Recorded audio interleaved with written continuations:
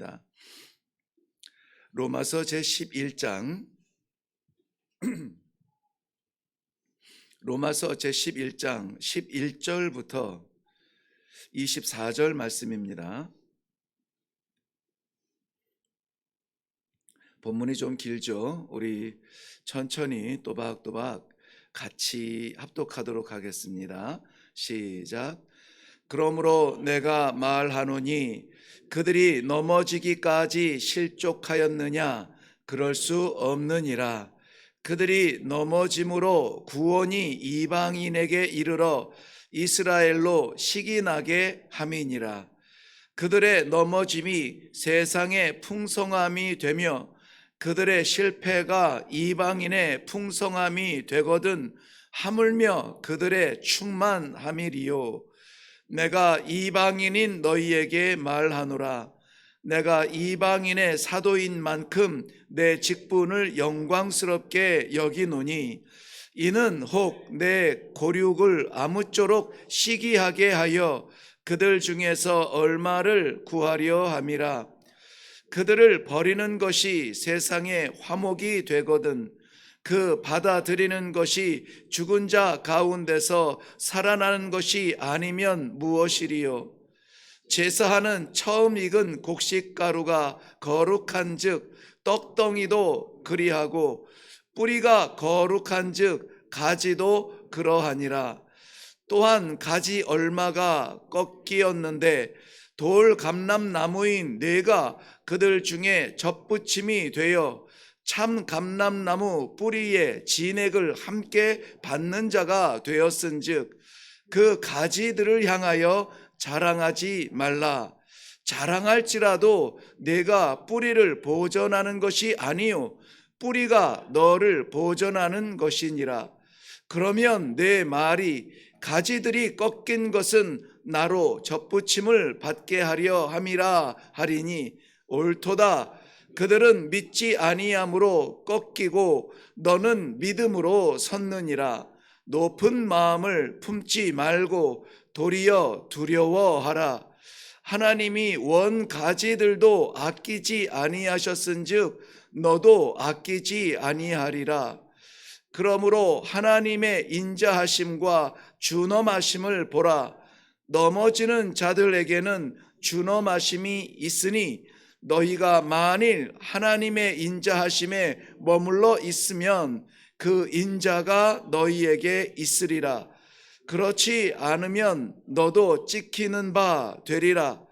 그들도 믿지 아니하는데 머무르지 아니하면 접붙임을 받으리니 이는 그들을 접붙이실 능력이 하나님께 있음이라.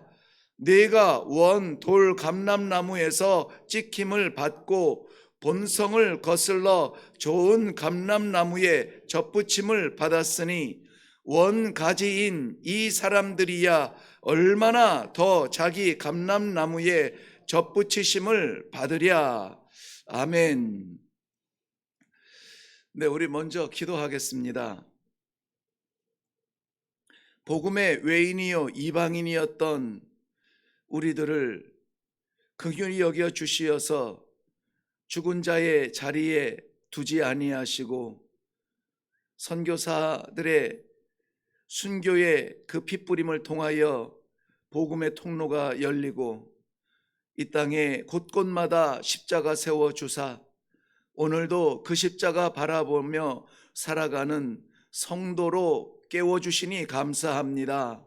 아버지께서 저희들의 마지막 순간 성도로 눈 감기까지 놓지 아니하시는 그 사랑, 그 은혜 오늘 말씀을 통하여서 받으려고 합니다. 사랑하는 주의 백성들에게 하나님께서 얼마나 사랑하시는지 우리 아버지의 마음을 받고 감사하며 그 감사에 힘얻어서 다시 내려가 신앙으로 승리할 수 있는 귀한 성도의 삶이 되도록 축복하여 주시옵소서. 이 아침에 주시는 말씀 잘 새기도록 우리 마음은 열도록 하나님 도와 주실 줄로 믿사옵고 예수님 이름으로 기도하옵나이다. 아멘.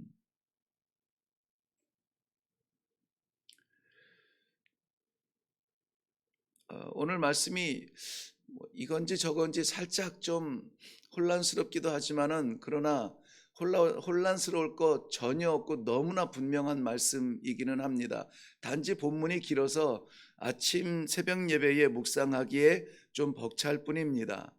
음, 그 내용을 좀 잠시 살펴보고 이것을 위해서 같이 기도하려고 합니다.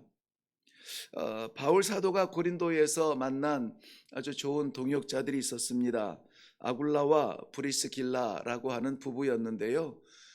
아굴라는 본도, 그러니까 지금 터키 지방으로 보면 터키 북부에 있는 흑해 연안에 있는 거기에서 태어난 유대인입니다. 그리고 그 아내 되는 브리스길라는 전승에 의하면 로마의 귀족의 여인이 아니겠는가, 뭐 그렇게 이야기하는데, 아무튼 이 이민 온 유다 사람을 만나서 로마에서 결혼을 해서 신앙생활을 잘 하고 있던 사람인데요. 로마의 제4대 황제였던 글라우디오 황제가 이 기독교인을 로마에서 추방하는 명령을 내립니다.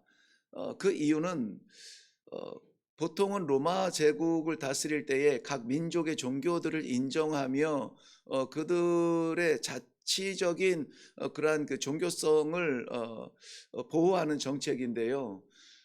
독특하게 화합하지 못하고 고집스럽게 자기들만의 어떤 그 신앙을 지켜가는, 그래서 자유롭게 살라고 마음껏 즐기라고, 지금은 평안한 때라고, 이렇게 이 사회 분위기가 자유방만한데 거기에 대하여서 이 죄책감을 느낄 만큼 자기들의 정의에 빠져 있는 사람들이 있었는데, 그들이 기독교인들이에요. 그래서 자기들끼리 모여서 자기들끼리 뭉치고 거룩함과 구원이 자기들에게만 있다, 세상은 타락했다, 뭐 이렇게 얘기하는 그들 간에 문제가 일어나게 됩니다. 로마에 들어와 있는 다른 민족들과 유대인들이 하도 문제를 일으키니까 골치 아파서 야 너네 나가, 이렇게 해서 유대인들, 특별히 그 기독교인들을 추방하게 되는데요. 그때 흩어져서 머문 자리가 이 아굴라와 브리스길라 같은 경우에는 고린도였고, 거기에서 바울 사도를 만나게 되고 그들을 통하여서 로마에서 일어나는 일들을 듣게 됩니다. 그런데 글라우디오의 그 아들인 네로 황제에 의해서 5년 만에 다시 로마로 복귀합니다. 이제 좀 평화 정책, 네, 다 들어와, 괜찮아, 다 덮어줄게 하고 다시 로마로 돌아가게 됩니다. 그런데 그 5년이라는 세월이 참 많은 것을 변하게 만들었습니다.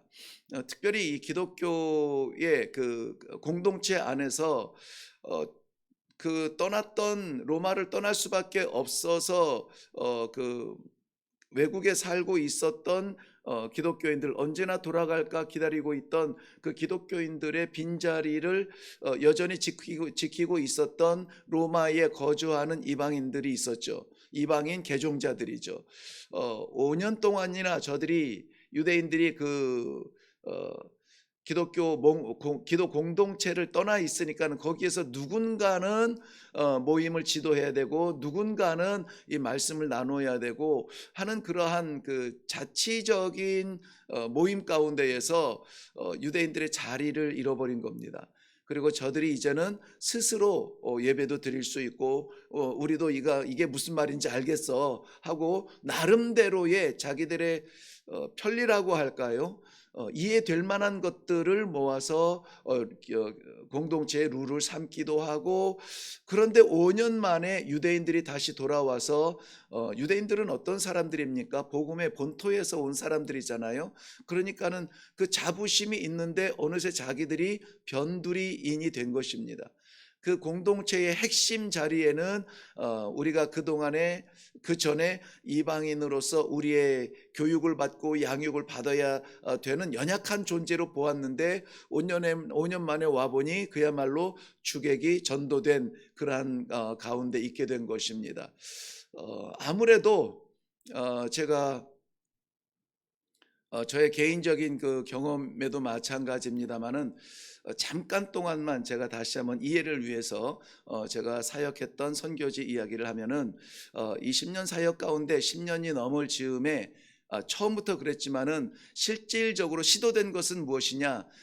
선교지는 선교사의 사역이 아니라 선교사는 선교지에 들어가서 현지의 사역자를 키워내고 그들이 자립, 자치, 자전할 수 있도록 자리를 내어주게 되면은 자연스럽게 선교사는 물러나야 되는 것. 이것이 이제 그 퇴로 정책, 빠져나오는 정책까지 세워야 되는 마음이 있어서 10년 지난 다음에 실질적으로 그동안 10년 동안 양육했던 뭐 영적인 아들이라고 말할 수 있겠죠. 담바라고 하는 청년을 양육해서 목사가 되게 하고 우리 현지 사역을 이양받을 수 있도록 리더십을 키워줬었습니다. 키워졌다는 것은 내가 키웠다는 것이 아니라 자리를 양보하는 것이죠.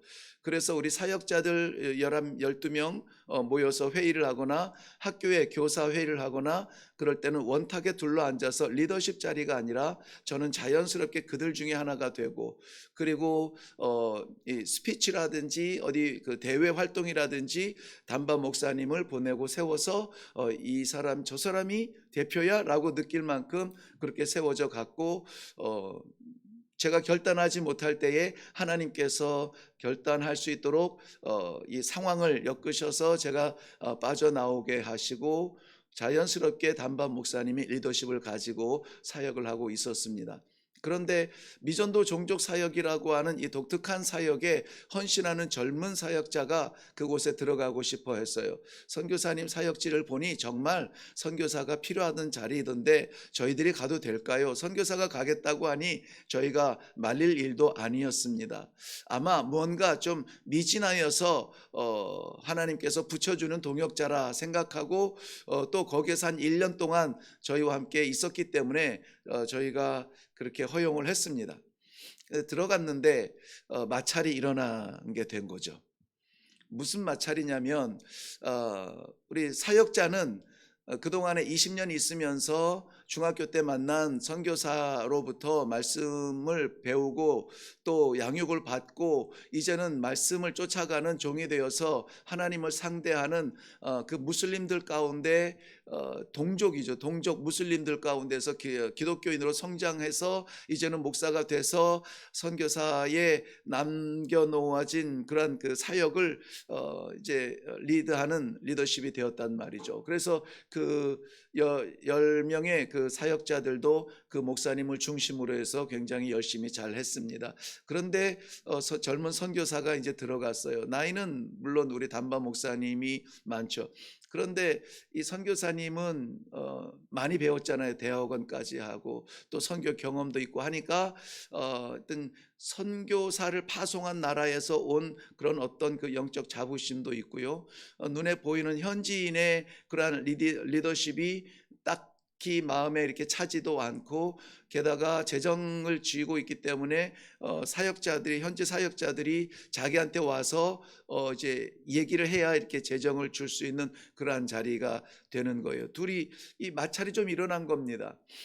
영적인 우월감, 그러니까 자부심이 있는 그러한 그 선교사와 난 죽음을 각오하고 왔다. 그리고 거기에서 이제 리더십으로 이제 이태현 선교사님 그 파스타 운피니는 자기를 리더십으로 세웠는데 이제 젊은 선교사가 와서 이 돈줄을 잡고 말이죠. 쉽게 말하면은 같이 맘먹으려 하고 하니까는 이게 마찰이 일어나는 것을 보았어요. 그때의 그러한 심정으로 사도 바울이 편지를 쓰게 된 것입니다. 그게 로마서예요.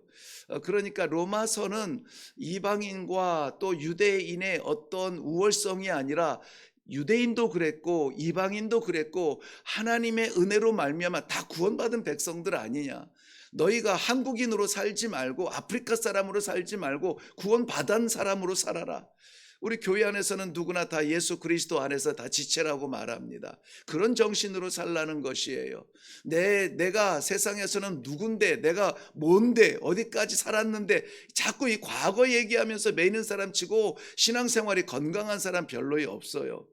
무엇을 했든 어떻게 살았든 얼마를 믿었든지 간에 교회 안에서 우리 성도들의 관계 속에서는 오직 예수 그리스도가 우리의 주인이시요 주께서 우리에게 생명줄 터주셔서 우리가 살게 되었다라고 하는 구원받은 자로서의 삶을 살게 되는 거예요. 살면 된다는 것입니다. 그것이 오늘 말씀이에요. 5년 만에 돌아온 이 유대인들을 보니 그동안에 5년 동안에 자기들의 공동체의 색깔을 구축해 놓았던 이방인들이 볼 때는 이랬습니다. 자기네들의 전통, 우리가 예루살렘에서 본 것은, 우리가 사도들에게 들은 것은, 우리가 예루살렘에서 본 기적은, 우리가 기억하는 예수는 막 이렇게 하면서 자기들의 전통과 어떤 그 신앙의 자랑을 해오다가 쫓겨나서 그리고 돌아온 유대인들, 이제는 우리가 그들을 보호해야 되는 그러한 상황에 있다는 것입니다. 어떤 그 우세감을 느끼게 된다는 것이죠. 이 상황이 이해가 되어집니까? 그런데 어쩔 수 없이 하나님께서 채찍을 드셨고, 어쩔 수 없이 하나님께서 가르치셨고, 하나님께서 그의 사랑하는 선택된 백성들이라 할지라도 그들을 때리셨고 하는 그런 과정 속에서 이방인들이 얻어들인 획득한 어떤 축복과 은혜가 분명히 있습니다. 그럼에도 불구하고 이방인들이 이제 전세가 역전이 되었다 하여서 자기들의 우월감으로 유대인들을 상대해서는 안 된다라는 것입니다. 그것이 오늘 우리가 지금 읽으면서 천천히 읽었기 때문에 흐름을 아실 수 있을 텐데요. 혹시 기억에 나면 좋겠습니다. 이스라엘 백성들이 넘어진 것은 저들을 완전히 포기하고 버린 것은 아니라는 것이에요. 이스라엘 백성들이 쫓겨나고 이스라엘 백성들이 신앙을 지킬 수 없을 만큼 그렇게 소외당한 것은 저들을 멸망시키려고 하는 하나님의 계획이 아니라는 것입니다. 본문에서 이 사도 바울은 이렇게 표현을 합니다. 버림받고 쫓겨난 것, 이것이 하나님께서 저들을 멸망시킨 것이 아니라 저들에게는 기회가 되는 것이라는 거죠. 오히려 이런 기회 속에서 유대인들도 정신 차리게 되고 이방인들도 이 믿음의 공동체 안에서 어떠한 책임을 맡을 수 있는 그러한 기회가 되었다는 것입니다. 어떻게 보면 유대인의 장벽이 무너진 사이에 쏟아져 내린 그 은혜의 물결이 이 이방인들을 적시게 했고 온 가든에 가득 찬 그러한 생명수가 되었다는 것입니다. 그러므로 이 일을 통하여서 유대인들이 쫓겨나고 이방인들이 자리를 잡고 했던 이 일을 통하여서 유대인에게도 교훈이 되고 이방인들에게도 기회가 되었다라고 하는 것이에요. 그러면서 사도 바울은 두 가지 비유를 듭니다. 이 신명기 5장에 나오는 이 제사의 비유인데요. 하나는 그 첫 열매에서 나온 첫 곡식 가루를 말하고요. 또 하나는 이 꺾어진 감람나무에 대하여서 예를 듭니다. 추수할 때에 첫 곡식을 갈아서 만든 가루로 제사를 드리게 되는데요. 이 제사를 드리는 유일한 5가지 제사 중에 소제를 드릴 때는 이 소제의 목적은 하나님께 감사와 또 은혜에 대한 감사예요. 그리고 감사할 것밖에 없는 제사 앞에서 드려지는 것이 이 소제, 즉 곡식을 갈아서 가루로 떡을 만들어서 그렇게 올리는 제사인데요. 그 제사를 통하여서 이 가루가 거룩하다면 떡도 거룩하지 않겠느냐 라고 말씀하세요. 그렇다면 이 가루가 이스라엘 백성들을 통하여서 이방인까지 복음을 전하게 된 이러한 감사가 넘치는 공동체여야 된다라고 하는 것이고요. 그 다음에 두 번째는 이 가지, 감람나무 가지예요. 우리 잘 알 수 있는 그러한 예화입니다만은 감람나무가 잘 자라다가 가지에 병이 들고 벌레가 들끓을 때에 그 썩은 그 가지를 잘라버리지 그 나무 자체를 잘라버리지는 않잖아요. 가지를 자르고 나서 참 감람나무에 돌 감람나무인 너희를 접붙였다. 그러면 너희가 거두는 것은 참 감람나무의 열매가 될 것인데 너희가 거룩해서 참 감람나무를 맺는 것이 아니라 지금 이 돌 감람나무는 이방인을 말합니다. 결국은 그 돌 감람나무에서 거두는 참 열매는 참 감람나무를 심었을 때의 그 씨앗 때문이 아니냐. 가지 때문에 씨앗이 결정되는 것이 아니고 씨앗 때문에 가지의 열매가 결정되는 것이 아니냐. 그러므로 너희가 병들었다고 잘려나간 저 유대인들을 무시해서는 안 된다라는 거예요. 너희도 그들 덕에 복음을 받고 너희도 그 안에 접붙임을 받았다 하는 말씀을 지금 하고 있는 것입니다. 그러므로 메시지는 이겁니다. 지금 교회에서 모임 기도의 공동체 안에서 주축을 이루고 그 안에 어떤 대세가 되었다고 해서 교만하지 말라는 거예요. 교만하지 말라. 어떠한 직분자가 되었다고 해서 그 직분에 만족하고 안주하지 말라라고 하는 것이에요. 가지의 열매는 결국 뿌리에 있음을 알고 겸손하여서 지금 내 삶에 메어 달리는 이 풍성한 열매가 내 것이 아니라 결국은 나에게 허락하신 하나님의 열매라고 하는 그 복음의 열매라고 하는 것을 마음에 새기고 겸손하라는 것입니다. 어떻게 보면은 요즘 교회들이 이제 코로나 이후에 좀 새롭게 변화되는 그러한 양상들이 있을 것 같은데요. 꼭 거기에 맞추고 싶지는 않지만은 그래도 오늘 말씀의 본문의 정신을 생각하면은 우리 공동체 안에서도 먼저 있었다고, 내가 몇 년 전서부터 있었다고 그 안에 터줏대감처럼 그렇게 뿌리 박혀서 이렇게 있는 그러한 사람들의 깊은 오래된 그 섬김은 귀하지만 그것으로 인하여서 고정되어 있는 교만한 자리에 머물러 있지 말라라고 하는 것이고요. 이 새 가족으로 등록하고 막 뜨거운 열정으로 뛰어다닌다고 해서 깊이 이제까지 지켜온 공동체의 그 믿음의 전통을 가벼이 우습게 여기지 말라라고 하는 말씀이 오늘 이 안에는 담겨져 있습니다. 이건 단지 로마 교회 안에 있었던 그 이방인과 유대인의 그 갈등만 있는 것이 아니라 오늘 우리 믿음의 공동체, 아주 이 고급화되고 현대화된 우리 믿음의 공동체 안에도 그러한 분위기가 있다면은 오늘 이 말씀을 근거로 하여서 내가 교만했었나, 내가 너무 나섰나, 내가 너무 침묵했나, 오로지 우리는 하나님의 말씀에 의해서 움직이고 말씀 따라가서 살며 우리가 이래라 저래라 할 것 아니라, 우리가 이렇게 하세요 저렇게 하세요 따라가거나 앞장서거나 할 것이 아니라 함께 나아가는 공동체성을 회복하는 이 시간이 될 수 있기를 바랍니다. 오늘 이 새벽에 기도할 때에는 이 본문의 정신을 의지하여서 그저 교회 안에, 공동체 안에, 믿음의 공동체 안에, 구역 안에, 그리고 어떠한 아무튼 작은 그룹이라도 무슨 전도회가 있든지 어떤 부서회가 있든지 그 안에서 함께 사역을 감당할 수 있는 믿음의 공동체가 되기를 바라는, 오직 구원받은 사람으로 만족하여서 감사하며 하나님께 영광 올리는 그러한 소재드리는 정신으로 우리의 신앙들이 다시 회복되기를 바란다는 말씀을 우리가 받아야 합니다. 오늘도 그렇게 사시기를 바랍니다. 그것을 위하여서 겸손하시고 그것을 위하여서 교만한 것 내려놓으시고 오직 머리 되신 예수 그리스도의 바르심과 그 말씀을 들을 수 있도록 이 새벽에 함께 기도하기를 주님의 이름으로 부탁을 드립니다. 기도하겠습니다. 살아계신 아버지께서 저희들에게 허락하신 귀한 공동체입니다.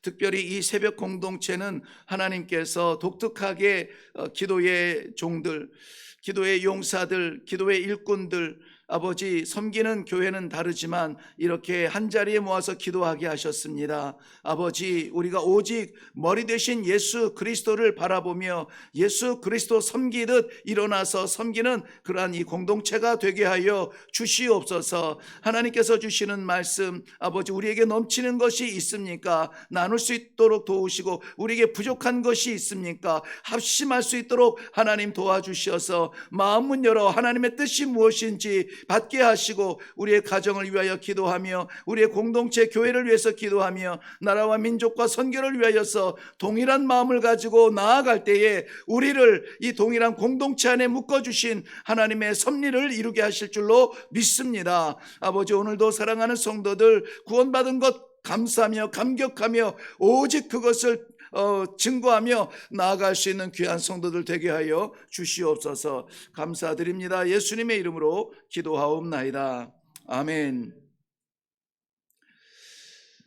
네, 그 예화가 한 가지 두 가지 들어가면은 시간이 많이 빼앗기게 되는데요. 아무튼 오늘 우리 중심에서 기도해야 될 본문 내용의 말씀 메시지는 너무나 선명합니다. 다양한 성도들이 모여 있는 공동체입니다. 구역도 그렇고 전도회도 그렇고 부서도 그렇고 교회도 그렇습니다. 그런데 그 안에서 먼저 된 자는 나중된 자를 위하여서 마음은 열어 받아들이시고, 나중된 자는 먼저 된 신앙의 깊이를 인정하고, 그들이 아니면은 우리가 배울 때가 어떻게 배우겠습니까?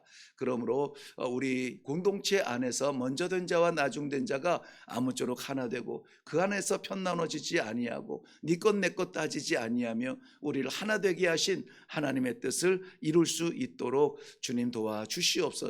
기도하시고 또 우리 가정을 위해서도 기도하시고, 특별히 우리 시험 때문에 정신이 혼미해져 있을 자녀들을 위하여서 기도하실 때에 우리 하나님께서 힘을 주시고, 제 속마음으로는 어쨌든 그 시험이 시험되지 않도록 신앙을 떠나지 않기를 바라는 마음으로 기도해 주시면 감사하겠습니다. 우리 다 같이 기도하며 내려가겠습니다. 살아계신